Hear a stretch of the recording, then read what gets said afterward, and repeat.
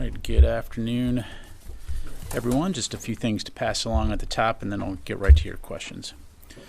Secretary Austin was honored to host President Zelensky yesterday at the National Defense University and provide introductory remarks.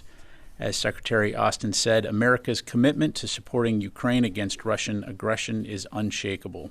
He also said that, quote, Ukraine matters profoundly to America's security and to the trajectory of global security in the 21st century. That's why the United States has committed more than $44 billion in security assistance to Ukraine's brave defenders, end quote. The Department of Defense will continue to work closely with our allies and partners worldwide to support Ukraine as it fights for freedom and to meet the clear objectives set out by President Biden, a free and sovereign Ukraine that can defend itself today and deter more Russian aggression in the future. The department also continues to stay actively engaged in our objectives related to the current situation in the Middle East region, which are protect U.S. forces and citizens, support Israel's inherent right to defend itself, work closely with Israel to help secure the release of hostages from Hamas, and ensure the crisis doesn't escalate into a broader regional conflict. In support of these objectives, Secretary Austin will travel to the Middle East region next week to meet with leaders in Bahrain, Qatar, and Israel. He also have an opportunity to meet with some of our forces deployed to the region to thank them for their service and for all that they and their loved ones do for our nation. We'll have more details to announce regarding the Secretary's trip in the near future.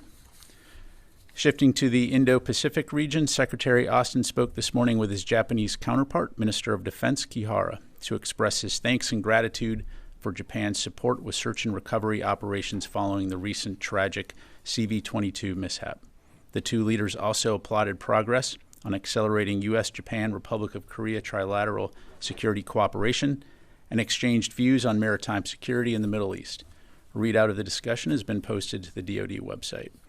And finally, I'd like to take a quick moment to recognize one of the department's senior leaders who will be departing next week after 3 years here in the Pentagon. Dr. Mara Karlin has served in multiple critical roles to include Acting Assistant Secretary of Defense for International Security Affairs, later as Assistant Secretary of Defense for Strategy, Plans, and Capabilities, and most recently as performing the duties of Deputy Undersecretary of Defense for Policy. During her tenure, Dr. Karlin has managed the writing and ongoing implementation of the National Defense Strategy, a pivotal document in guiding the department, particularly in linking strategy to resources, even amid evolving global crises. As she embarks on her next chapter, on behalf of Secretary Austin and all of us here at DoD, we wish her the very best and are confident that her impact on national security will continue to resonate for years to come. And with that, I'm happy to take your questions. We'll start with Associated Press. Lita. Thank you. Pat, on this new maritime task force effort, can you give us an update on where that stands in terms of gathering more countries to participate? How many do you have at this point? Will this include sort of a formal escorting of ships through the BAM, do you think?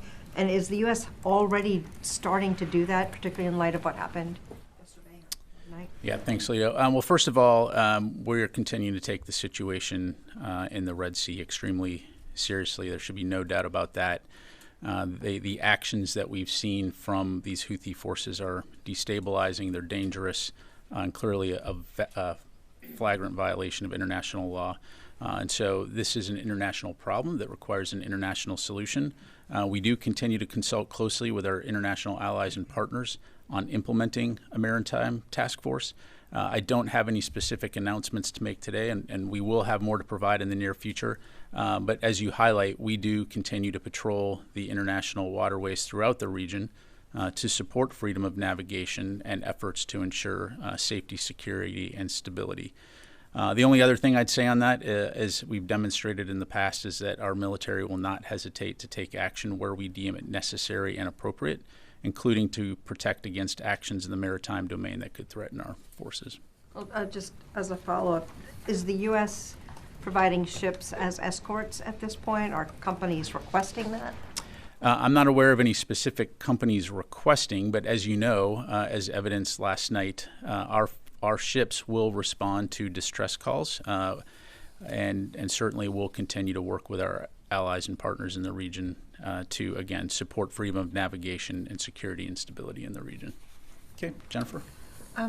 Can you give us more details of what the U.S. did to help the Norwegian ship and what was done by the U.S. military and the French military?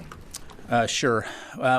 Just in terms of background, as I understand it, yesterday around 4 p.m. Eastern Time or midnight Yemen time, the motor vessel Strinda, which is a Norwegian-flagged vessel, was attacked while passing through the Bab el-Mandeb by what appears to be an anti-ship cruise missile launched from a Houthi-controlled area of Yemen. They reported a fire on board. We're not aware of any casualties. At the time of the attack, there were no U.S. ships in the vicinity, but the USS Mason did respond to Strinda's Mayday call. At the time, it was approximately 90 nautical miles away when the attack occurred. The Mason was prepared to render assistance. Ultimately, though, it was determined that it was not required, but the Mason did remain in the vicinity of the ship and the area to provide presence in order to deter any further aggression from Houthi territory. And what about the French ship? How close was it to? I'd have to refer you to the French. I just don't have those Okay, and details. just lastly, yesterday, the renewal of the 702 FISA legislation hit a snag on Capitol Hill. What would be the impact on the U.S. military and intelligence gathering if 702 does not pass by the end of the year? Yeah, thanks, Jennifer. Well, just for context, I think that Undersecretary of Defense for Intelligence and Security, Ron Moultrie, really said it best in his recent op-ed on this topic, and that is intelligence saves lives. Section 702 of the Foreign Intelligence Surveillance Act, or FISA, allows us to collect vital intelligence, importantly under federal court supervision, of non-U.S. persons who are located abroad who use U.S. communication services and whose communications are assessed by our intelligence community to have foreign intelligence value. Every single day, that capability, that authorization enables intelligence reports, which contributes to protecting U.S. service members and enabling mission success.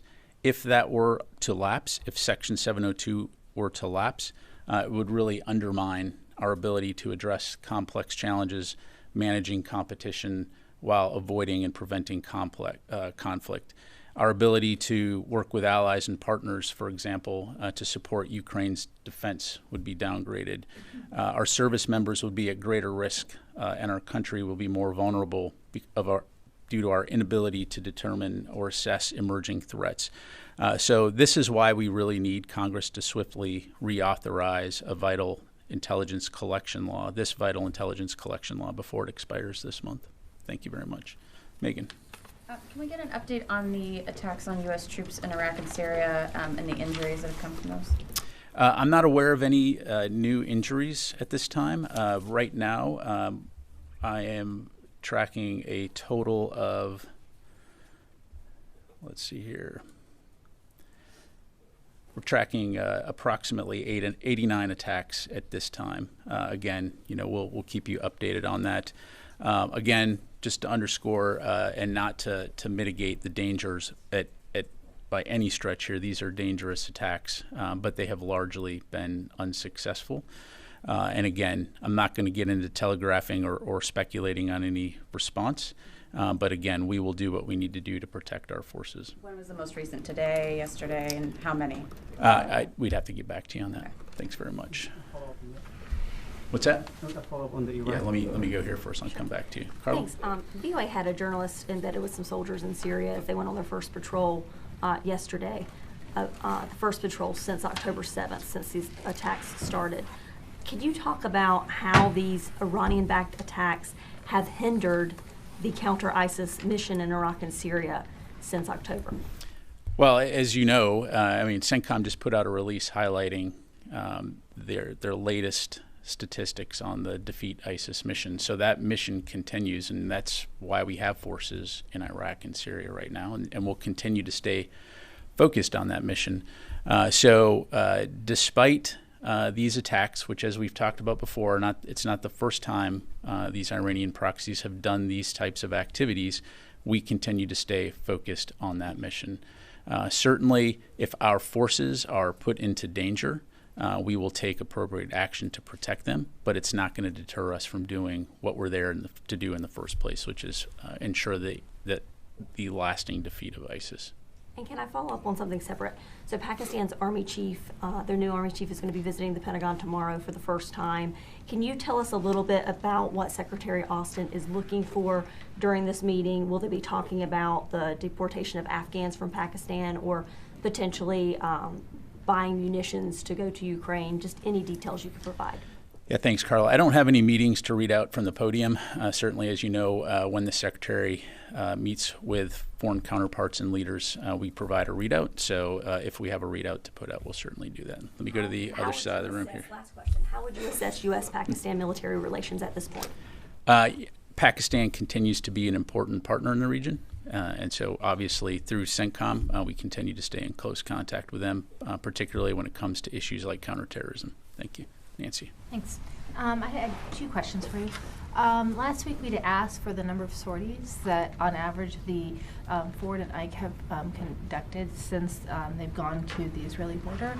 And on average I think it was about 50 sorties a day, which is pretty regular for an aircraft carrier. So given that there doesn't seem to be any indication that they're sort of having to do an notable amount more of sorties, can you give us a sense of why there continues to be a need for 2 carriers, and if we'll get any sense of or any timeline for when we'll hear whether the Ford will be extended again or not? Yeah, thanks, Nancy. So I'm not going to get into deployment timelines or potential future ops and things like that. In terms of why those carriers are there, as you know, as I highlighted in my opener, part of this is working to deter the spread of a potential regional conflict.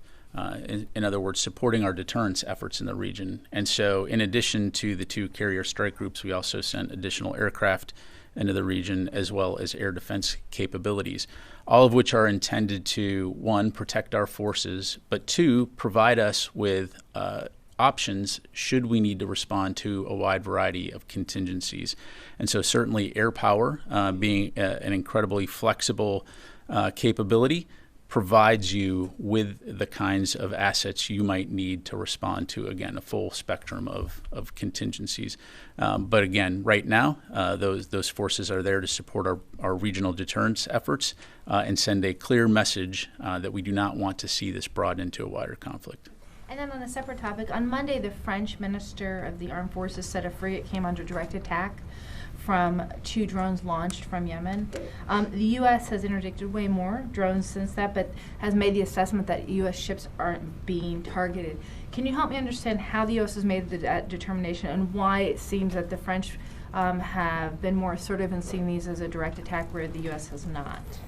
Well, I think, again, part of this has to do with the situation and why you're responding. And so if a drone, for example, I think it was a week or 2 ago, you had the situation where 3 commercial vessels were under attack, and the U.S. had sent a ship to respond. I believe it was the Carney. And so as those drones are heading towards the Carney, it's not clear whether it's heading toward a commercial ship, whether it's heading towards the Carney, but the bottom line, it's within the threat ring where that commander has to make a determination. So that drone will be taken down in self-defense. What you don't want to do is let it hit you and then say, oh, yes, I guess they were trying to attack us. So, again, we're going to be circumspect in that when we say we don't know if it was the intended target, but we do know that it presented a potential threat and we're going to take appropriate action. I guess what I don't understand is earlier the U.S. assessment was that you didn't believe that the military vessels were being targeted. So I guess that's why I'm a little confused, because the French seem to be quite certain that they were. I mean, I can't speak for the French, and again, I'm relaying to you the information that we have. I'm just trying to clarify. Is it the U.S. belief that those drones are potentially targeting U.S. destroyers, the Carney and others, or is it that you don't know? Well, they clearly present a threat, and we're going to take appropriate action in self-defense. The only other thing I'd offer is if you see the comments coming out of Houthi spokespeople themselves saying what they're attempting to target here. And so, again, the targeting of any commercial vessels in the region is a violation of international law. And again, we'll work with the international community to address these threats going forward. Let me give you some of your colleagues. Yes, sir. Thank you so much. I will go back to the Secretary Austin's phone call with the Iraqi Prime Minister. In the phone call, he pointed out two Iraqi militia groups that backed by Iran, Kataib, Hezbollah, and Harakat al-Nujaba, that they are responsible for the most of the attacks. How did you get that to that conclusion that these two groups are responsible for the most of the attacks? Section 702. I'm kidding. I'm not going to get into intelligence, but the bottom line is, what we put out speaks for itself.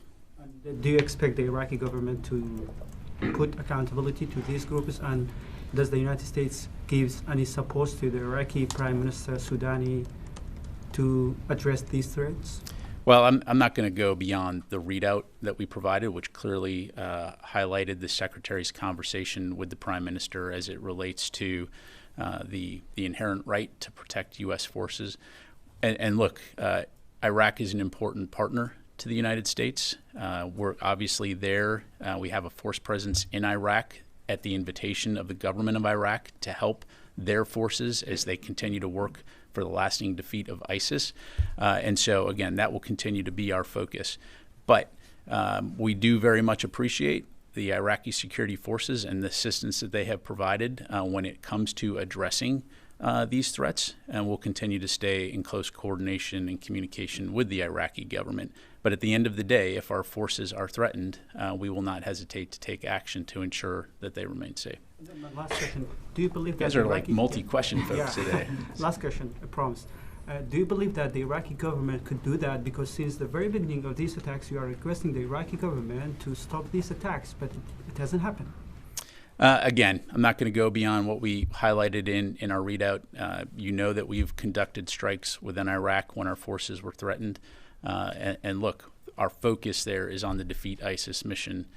You have these groups that are attempting to exploit the situation in the Middle East right now to work towards their broader strategic goal of expelling the United States from Iraq and Syria. But we do not want to see a return of ISIS, and we'll continue to work closely with the Iraqi government and others to ensure that doesn't happen. Let me go to Joseph here. And just on that similar topic, in March, I believe, General Carrillo was testifying on the Hill, and he said there had been around 78 attacks on U.S. troops since, I think it was January of 2021, until January of this year. That's 2 years. And then just from October 17th until today, we have somewhere around 90 attacks. You guys have more or less said that these attacks are not linked to what's going on in Gaza. You also said at the top the U.S. is trying to contain this conflict to Gaza. Is it still the department's assessment that what's happening in Gaza is not linked to these attacks on U.S. troops? And secondly, is it the department's assessment that deterrence is working when we've seen the number of attacks in, 2 months more than what we had seen in 2 years? Yeah, well, again, our focus, as I outlined those objectives, is to prevent the situation, the conflict between Israel and Hamas from broadening into a regional conflict. And so, no, we don't assess that has happened. It has been contained to Israel fighting Hamas in Gaza, and that will continue to be a focus. We've talked about this before. The situation in Iraq and Syria, why our forces are there, and the fact that you have Iranian proxy groups who are being encouraged by Iran to, again, exploit this situation to their advantage in order to meet the strategic aim of expelling U.S. forces from that region, which, again, oh, by the way, are there at the invitation of the government of Iraq. And so, we're going to continue to stay focused on that mission. We're going to continue to do what we need to do to protect our forces. And I'll just leave it at that. Just secondly, if I can follow up on the task force that's being discussed. I know you don't have anything to read out, but we reported earlier today that there's the U.S. is in talk with 12 nations about this task force. Can you confirm that? And then also, can you elaborate at all on the Secretary's conversations next week on his trip? Does he plan to ask at least Qatar and Bahrain to join that? Yeah, thanks, Joseph. So right now, no. Again, I have more information in the near future as it relates to our efforts to work multilaterally in terms of the Red Sea region. And as far as the trip goes, again, we'll have more information in the future. All right, let me go back over to here. Laura. Thank you. Last month, President Biden and President Xi promised that they would resume military communications. I'm wondering if you could tell us when that's going to happen. So I don't have any specific calls or meetings to announce right now. We have been working closely with our defense attaché office, and our policy team's been in active coordination with Beijing in order to arrange communication. But again, nothing to announce at this point in time. We have underscored many times the importance of ensuring that senior leader level communication continues to mitigate potential risk and prevent miscalculation, and so we'll continue to stay very focused on that. I know that Secretary Austin doesn't have a Chinese counterpart right now. Have they offered someone to speak in his place? Again, right now we're reaching out. Don't have anything to announce at this time. So thank you very much, Janie. Thank you, General. Congratulations on your promotion. Thank you. Getting 2-star.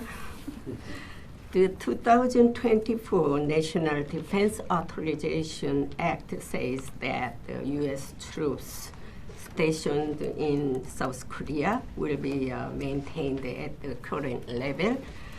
Does this include troops deployed for joint exercise?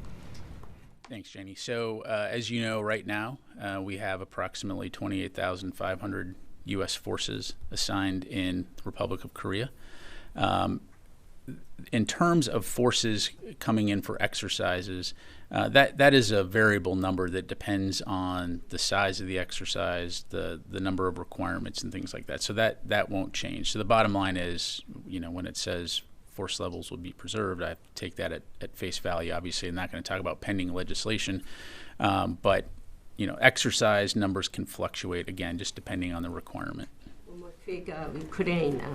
Do you think military cooperation between North Korea and Russia will lead Putin's war in Ukraine to victory? You're asking.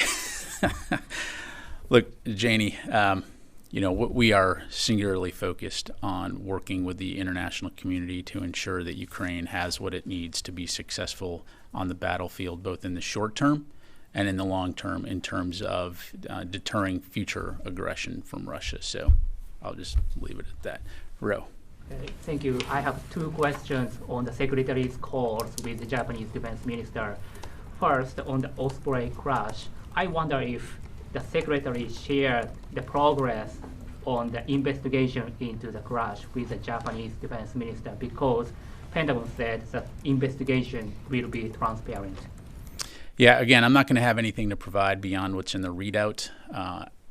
As you highlight, broadly speaking, yes, the Department of Defense will continue to work closely with our Japanese allies to share information as it relates to the investigation, and as appropriate. Yeah, secondly, the Secretary also discussed maritime security in Red Sea.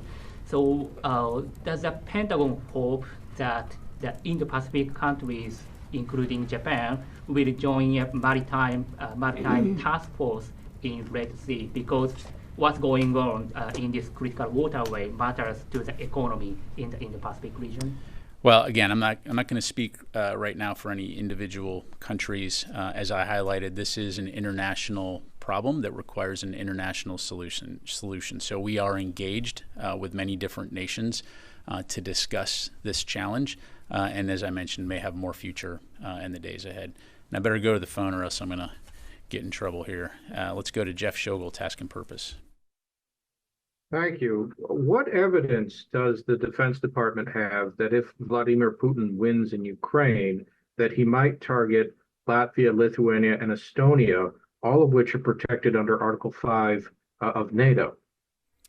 Yeah, thanks, Jeff. So I don't want to get into hypotheticals, but broadly speaking, past performance is usually an indicator of future performance. And so we've seen Russia conduct gray zone operations. We know that their goal, which they have failed at, it was to eliminate Ukraine as a nation. And so the concern here is, yes, if Putin were allowed to win, Russia won't stop. They will move on to other countries and attempt to either invade or destabilize. And so this does put us in a situation where NATO could be threatened, and U.S. Requirements and commitments under Article 5 would be something that we would obviously take very seriously. So again, this is why Ukraine matters. It's not just about Ukraine. It's about international security, not only in Europe, but also globally. Thank you. Let me go to Reuters. Phil?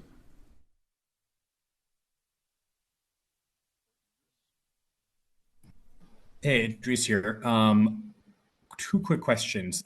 Firstly, Israel has said that it will deploy its own warship to the Red Sea. Are the U.S. ships already in the region working with them, and will Israel be part of any maritime effort in the region? And secondly, President Biden earlier today said that Israel is losing support over what he called their indiscriminate Gaza bombing campaign. Does the Secretary agree with the President that the bombing by Israel has been indiscriminate? Thanks, Idris. So I don't have anything to announce regarding Israel. I'd refer you to them to talk about their own operations in the Red Sea region. And look, Secretary Austin's comments at Reagan were very clear when it comes to two things. One, that our support for Israel's inherent right to defend itself is ironclad. And number two, that we will continue to expect Israel to conduct its operations in accordance with the law of armed conflict, highlighting that not only does Israel have a moral obligation to protect civilians, but it's also a strategic imperative. Thank you. Come back in the room for a few more here. Matt. Thanks, Pat.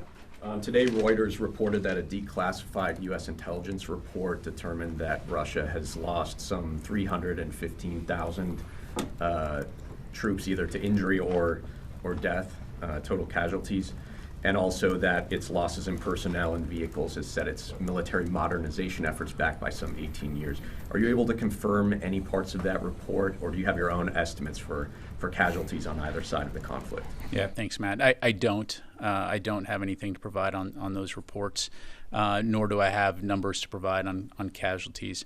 But I will take it as an opportunity to highlight the fact, again, the strategic failure of Russia when it comes to the objectives that it had set for itself in Ukraine, and the fact that it has cost thousands and thousands of lives on both sides needlessly, which is why, again, we will continue to work very closely with Ukraine to ensure that they have what they need to defend their people and protect their sovereign territory. So I'll just leave it there. Thank you. Dan. Thanks, General. Wanted to follow up on the individuals that appeared to be responsible for the hijacking some days ago that you said appeared to be Somali. Can you give us an update on where they are, if they're still detained underway with the U.S. Navy, if you've clarified where they're from, and just where they are now? Sure. They are Somali.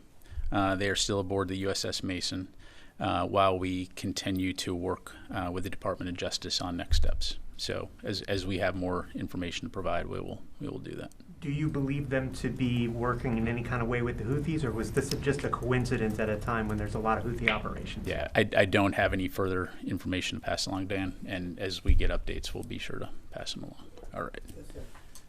I'll get 1 second. Yes, sir. Thank you very much. You just said that Secretary Austin made it clear that the United States is expecting Israel to be careful in its bombing campaign in Gaza when it comes to civilian casualties. What if the Netanyahu government or the IDF continue to indiscriminately attack civilians in Gaza and continue to use the white phosphorus like it did in southern Lebanon? What steps will the United States government will take?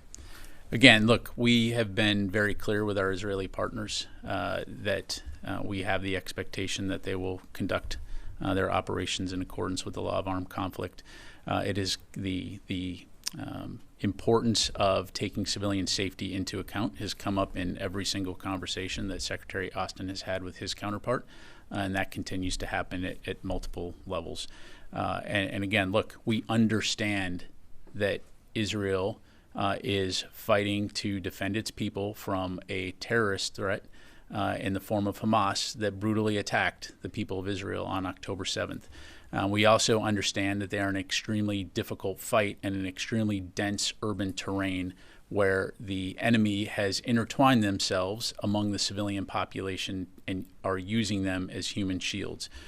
So again, we understand that, and we will continue to support Israel in their efforts to defend their people and defend their country. But we will also continue to talk to them about the importance of mitigating civilian casualties and the importance of ensuring that civilian aid is provided to the people of Gaza. Let me go back to the phone here, and then we'll do one more in the room. Heather from USNI. Thanks so much. Just to follow up on Nancy's question, because the French are saying that they were attacked and they are a NATO ally, what responsibility does that put on the United States to help protect French military ships that might be getting attacked, or other military ships that may consider the drones or missiles being shot in the Red Sea to be attacks? Yeah, thanks, Heather. So, my understanding is operations in the Red Sea, it's not a NATO operation per se. Clearly, France is a close ally, and should they ask for our support or call on us to support them, we will obviously respond and be there to help. But again, it's not a NATO mission, as I understand it, going on right now within the Red Sea. You've got the combined maritime force that has over 39 nations that work together on a multiple number of efforts to provide security and regional stability, to include Red Sea navigation. So again, nothing to announce on that front. More to follow in the near future, but I'll just leave it there. All right, sir, you get the last question. Thank you.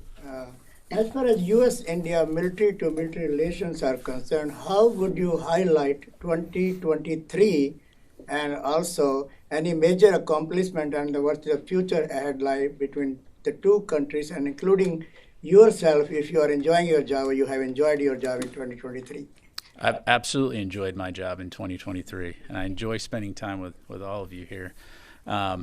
But in terms of the relationship between the United States and India, with obvious focus on the Department of Defense, I think it's been a very good year.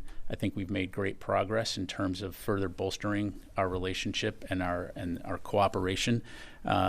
You've heard us talk about things like INDUS-X and working on defense cooperation efforts to include in the industrial base, as far as developing things like jet engines in India, working collaboratively to produce armored vehicles in India, the ability of our ships to go to India, our Navy ships to go to India to be repaired.